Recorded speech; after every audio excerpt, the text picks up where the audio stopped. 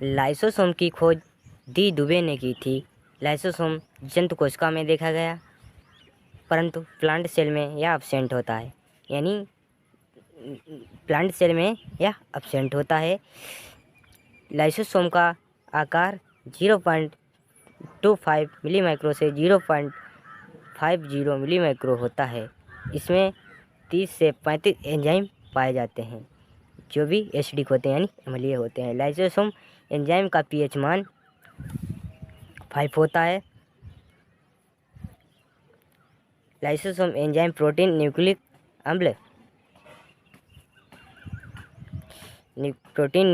अम्ल and carbohydrate के पाचन में सहायता करते हैं।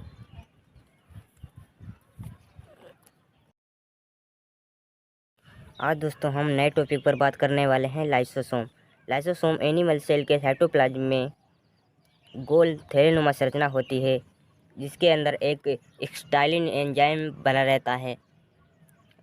स्टाइलिन जो जब कोई कोशिका काम करना बंद कर देती है तो ये लाइसोसोम अपना स्टाइलिन एंजाइम छोड़कर उसको मार देता है, और कभी कभी ये स्वयं ही फट जाता है और सभी पार्टिकल में उसका स्टाइलिन एंजाइम लग जाने के कारण सभी पार्टिकल समाप्त हो जाते हैं। तो इसीलिए इसे आत्महत्या की थैली भी कहते हैं। ये इंडोसाइटेट द्वारा फूड का पाचन करते हैं, यानी इंडोसाइटेट फूड है। जब प्राइमरी लाइसोसोम आपस में फ्यूज होते हैं तो सेकेंडरी लाइसोसोम बनता है।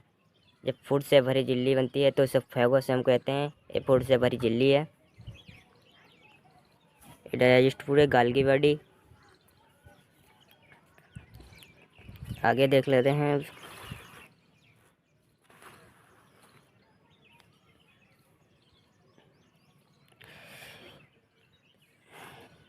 Lysosome Golgi body and endoplasmic reticulum से बनते हैं। इन्हें प्राइमरी लाइसोसोम कहते हैं।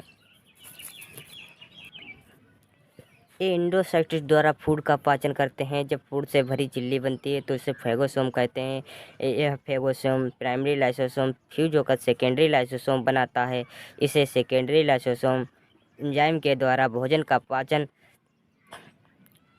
पाचन हो जाता है, और सेकेंडरी लाइसोसोम अपच भोजन को प्लाज्मा मेम्ब्रेन में ले जाता है, इसे बाहर निकाल देता है। इस घटना को एप्टोसाइटोसिस कहते हैं। पचा हुआ डाइजेस्ट फूड पची हुई क्रिया में यूज कर लिया जाता है। लाइसोसोम में प्रेजेंट एंजाइम सेल में उपस्थित एंजाइम दूसरे कोशिकाओं को भी डाइजेस्ट कर सकते हैं।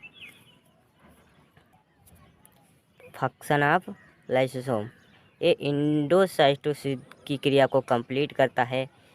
अंतःकोशिकीय पाचन यानी इंट्रासेलुलर डाइजेशन। भोजन की कमी के समय लाइसोसोम साइटोप्लाज्म यानी कोशिका द्रव्य साइटोप्लाज्म में present lipid and carbohydrate protein को डाइजेस्ट कर देता है। आत्म विनाश यानी आइटोलाइसिस, यदि इसकी सेल बीमार हो जाती है अपनी ही सेल को डाइजेस्ट कर देती है, इसलिए इसे आत्महत्या की थैली भी कहते हैं।